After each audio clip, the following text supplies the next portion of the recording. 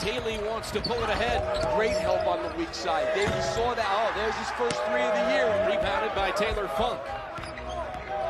And now Daly threading the lane and floats it up and in. This guy's in off the bench for the Huskies. Here's Daly from way out. Got it! Big shoot around. Loves the attitude he brings every day. Daly again! As we were talking before the game, Brent, we said it.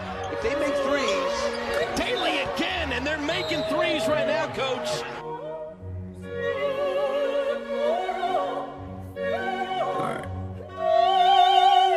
All right, welcome back to Five Features. Been a minute here, but we got my boy Ryan Daly, VCU assistant head coach. It's draft night, Daly. Who the Sixers got? I know you're a Sixers guy, third pick.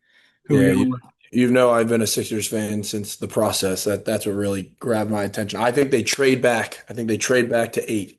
That's my All right. guess.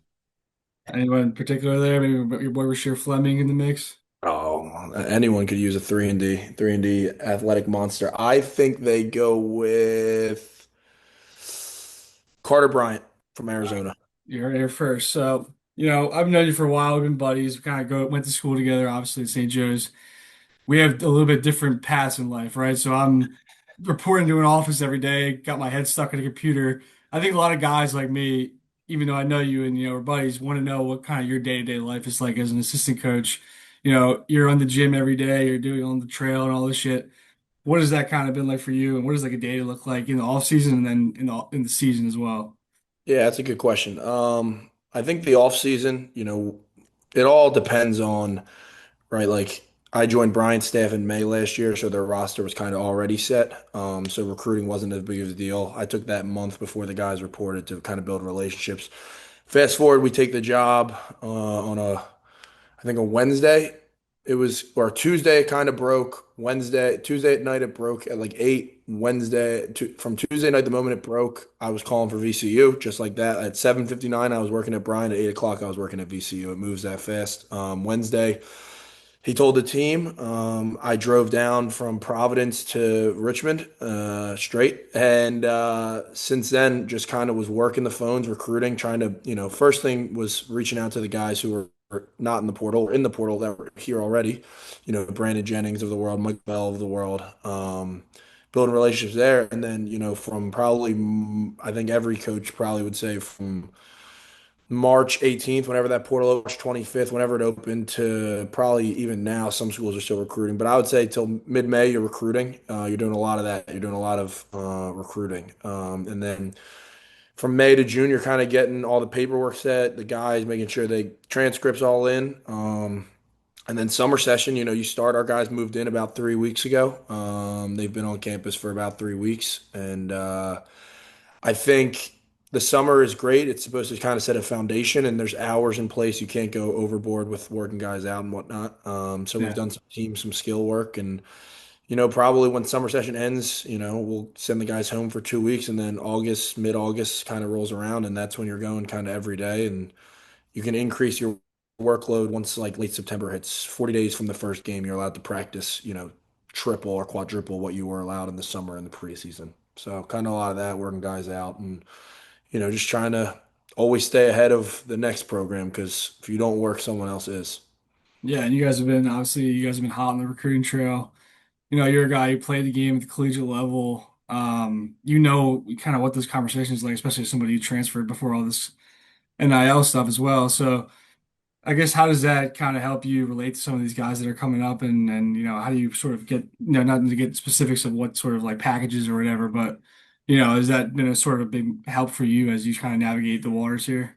Yeah, I would say that was probably the thing that I adjusted to the easiest, right? It was still a learning curve, but I look back my first days at Albany, I was fortunate enough to get an assistant job. The roster was already set, but then that spring of 2023, we had 9 open scholarships, and you know, I love the Atlantic 10 and the CAA. I played in both. Great leagues. Yeah, great leagues. And I think, the kid Sebastian Thomas and Amari Marshall were my two, first recruits I ever signed. Sebastian was leaving Rhode Island, and Amari was leaving Hofstra. So, you only see in games, right? When you're a coach, you don't know what that goes into who they are and their practice habits and whatnot. And, I called Aaron Estrada, who was one of the best. He was the best player at Hofstra. Played, then went to Alabama. I called him about Amari Marshall, and he said, "Yo, he's talented. Take him." And that was it. And Sebastian, I had watched when he was a freshman at St. Joe's. I was watching.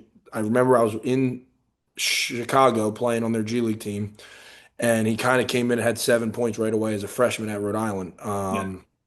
And I just watched a lot of basketball. So when his name popped in the portal, he was someone that I thought would be a good fit. But yeah, like for me, my advantage was I was young enough and still am young enough where I kind of know someone either who played with them growing up, played a little bit older than them, or a little bit younger who kind of gives me the inside track on who they are as people. And then I just try to work it from there and find some connections. And, it's worked for me. And, there's things I'm still learning. And, VCU is a different type of recruiting climate, right? There's more NIL conversations, and I only really not only, but kids whose first question is, "What does the money look like?" For me personally, not for everyone. It's kind of like, all right, well, opportunity and relationships still matter a lot. I've seen what basketball can do for someone if you're good to it, and Yeah. most kids I try to recruit, our staff tries to recruit. We like guys who are competitive and they want to get better. And they'll trust us that if we have the right plan in place, they'll be able to develop and reach their full potential. So I think that's my shtick, but also I think everyone I work with, their shtick.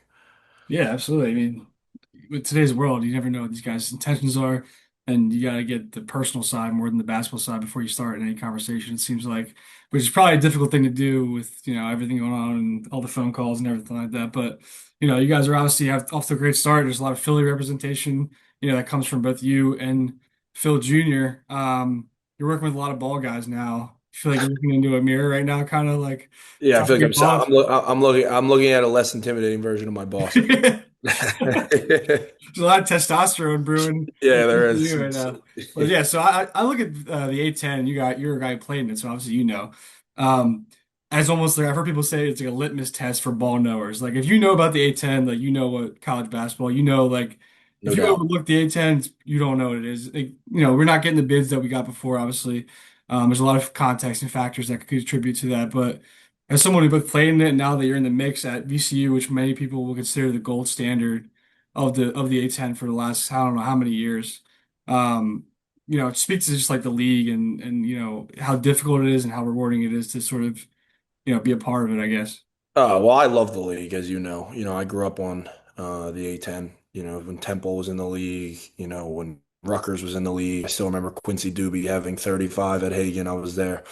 Um, I think the A10 is a basketball league. It's that and the Big East. They're basketball leagues through and through. And that doesn't mean that the Big Ten and the SEC and those big leagues don't care about basketball. It's just there's a gigantic factor in there, which is football. And football's kind of always ruled, the college basketball or the even college sports climate. I mean, everything's kind of a reaction to college football. The one thing about the Atlantic 10 that I love is there's passionate fans. I mean, there's passionate fans from St. Bonaventure all the way up there to GW, George Mason, VCU, the St. Louis, Midwest, Dayton. Like people love their basketball at those schools because it's typically the face or the main program, I would say, at these schools. Yeah, And people, and honestly, for guys like us, we're East Coast guys, like it's a geographical league for the most part too. right. So, not to mention St. Louis, Dayton, they're great programs, two of the best in the league, no doubt, two of the best in the country year in, year out. But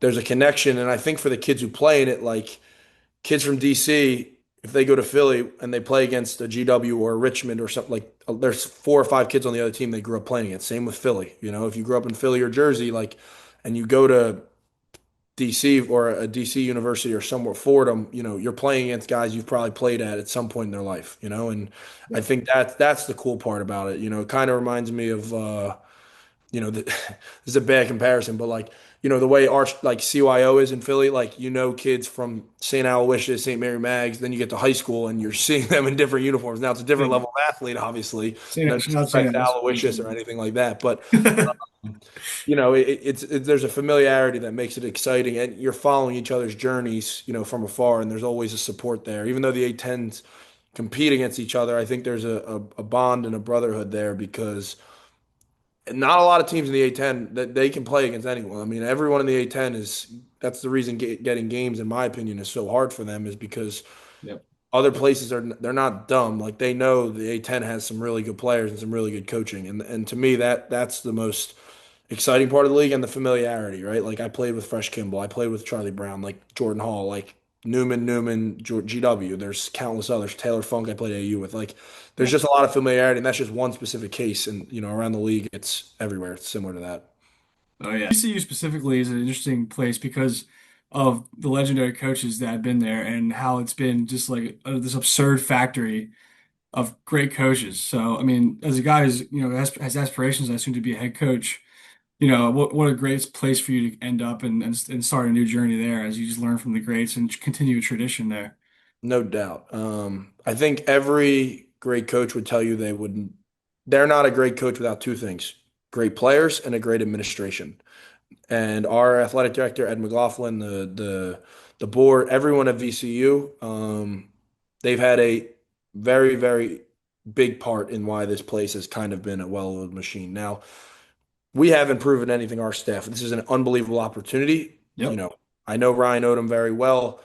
I know I've gotten to know Mike Rhodes a little bit. Obviously Coach Wade, Shaka. Like there's been just a legacy and a lineage, Jeff Capel and Anthony Grant that you hear about, and then when you show up, you have this imagination of what VCU is and why it's so good, and then you get there and it's almost like, every day I walk into our facility and something takes my breath away that I didn't even know existed, and we're just lucky to be here, and to kind of have the opportunity to coach such a historic program with unbelievable fan base. But like I said, nothing is good without the administration in any college basketball job. And I think that's a major credit to Ed and their team and that front Yeah, front office, that department.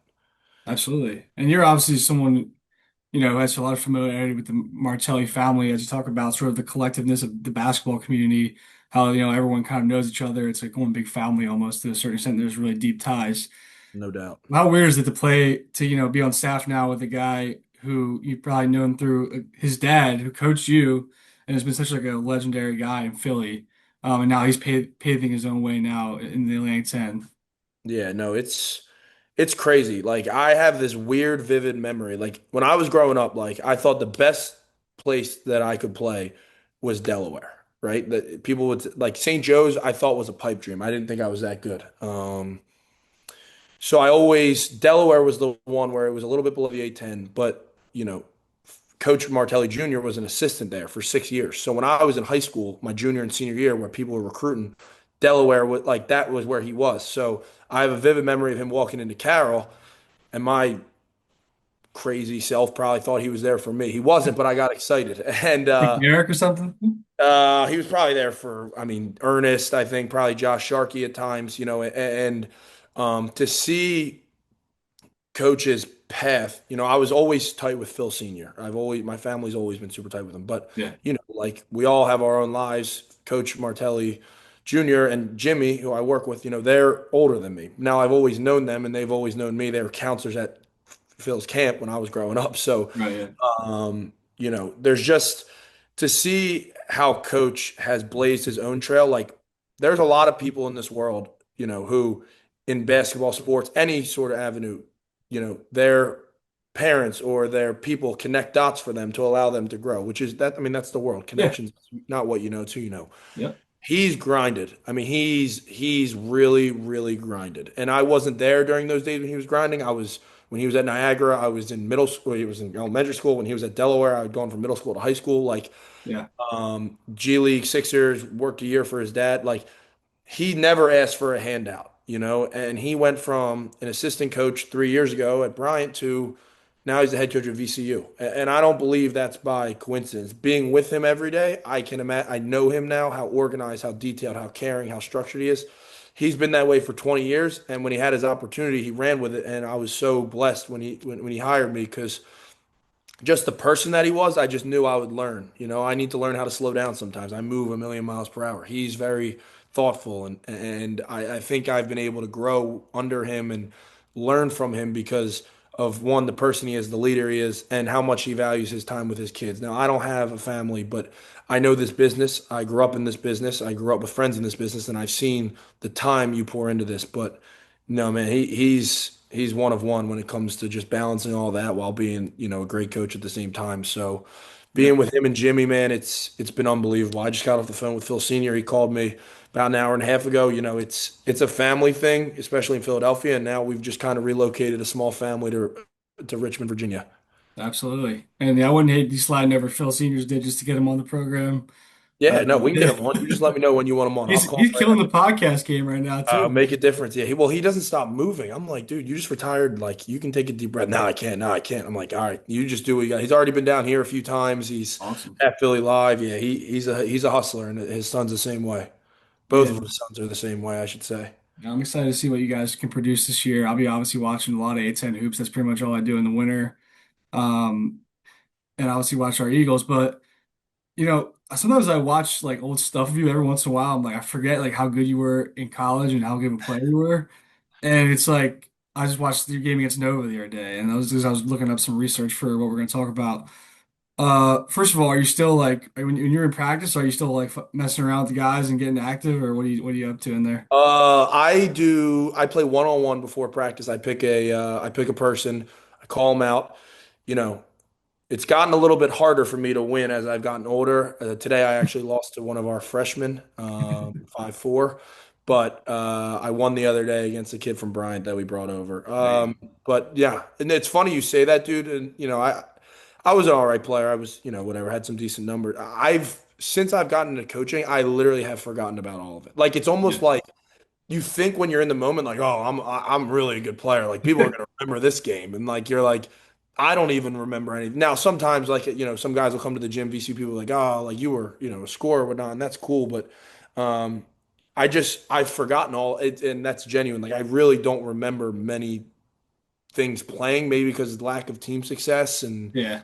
I'm not really an individual No, chaser. no, I got Numbers are good, but it's very interesting because I thought like I'd be the high school All-American who'd hang on to his jersey forever, his letter it. jacket forever. But like honestly, dude, I've really just poured so much into Albany, Bryant, and now VCU that like those days seem like they're long gone. And these kids never saw me play, so I can't even really except for Bam.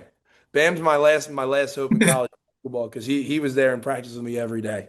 Yeah, I still talk about my St. Al's days. In eighth grade, I was a dominant Yeah. four. I Yeah, had you were you were Nick Collison of Region 32. I don't know why I can forget I'm about the that. same size right now as I was back then. Yeah. But what's funny is like, college basketball is one of those sports where people always talk about, oh, remember that guy kind of thing. And like, I think you're definitely one of those guys like in the mix, especially here in Philly, where it's like, how about here's a name, Ryan Daly. Like, remember that guy? Like, yeah, he was awesome, The, man. the chubby white guy who took 26 shots a game, but somehow lumped into 30 some games. Yeah, yeah. So, VCU has had, they've had an identity over the past couple of years, even with the coaching changes, a little bit less with Oda. Maybe they're a little bit more fast paced, but they still got on your ass when you're on defense and press the hell out of teams and physically outwill teams. Is that a similar identity that you guys are trying to replicate again this year with the new regime? Yeah, I think, at Bryant, we were coach's first year. Bryant was third in the country in pace, possessions per game. And last year, I think we were seventh. And, last year we were huge at Bryant, right? We were 6'6", 6'6", 6'7", 6'8", 6'10" across the board. That's high major size. And, we don't chuck it, right? Like we don't throw it at the rim and try to like play super fast. We just never stop attacking. And that's, kind of coach's philosophy. And I think like how we're going to play, I think VCU fans it's going to resemble some of the stuff they've seen in the last 20 years or whatever. We're not rocket scientists. We're not, coach has this thing, we want hoopers and we want to let them hoop. Like we're not going to turn anyone into a robot. We're going to let, athletes and hopefully defensive minded principles, attacking, guarding up in your chest, forcing turnovers, playing fast, being nasty, blocking shots. Like I think that's our plan, our vision. Obviously, in the summer is when you're kind of pouring the water or you're planting the seed, I guess, and then you haven't even started really watering it yet. But yeah, I think we're going to play kind of hopefully a fun style, fast up tempo where we guard people and we we want to force a lot of turnovers and get running in transition. I think that's our bread and butter as a team, or a coaching staff and a program, and I think that fits the university we're at, if that makes any sense. Oh yeah. No, I mean I've never been there, but it looks like the Seagull looks like an absolutely electric place to play. I'm thinking about More getting. it's more life altering than a 10-day trip to Europe, I think. Someone told Yeah, me that. yeah, I had someone smart out there said that. I don't know who, but I think he sold a few t-shirts. But I know the Hawks play up there, so maybe I'll try to experience that if I could sneak You out. got a couch, just the couch I'm sitting on is yours if you come down, Joe Pa. You know that. Absolutely. Well, Day, appreciate you hopping on, man. It's always good catching up to you, and good luck with everything. Hope you guys have a great season, but not better than St. Joe's, but I'm rooting for you. Hey, we'll see. Hey, hopefully we can get you down here and kind of show you around. Hopefully we'll have a nice little gathering. I think there are going to be a few of our buddies will come down for a few games, so hopefully you can make the trip, dude. Absolutely. Appreciate your support always, Joe Pa. Appreciate you. All right, brother. See you, man.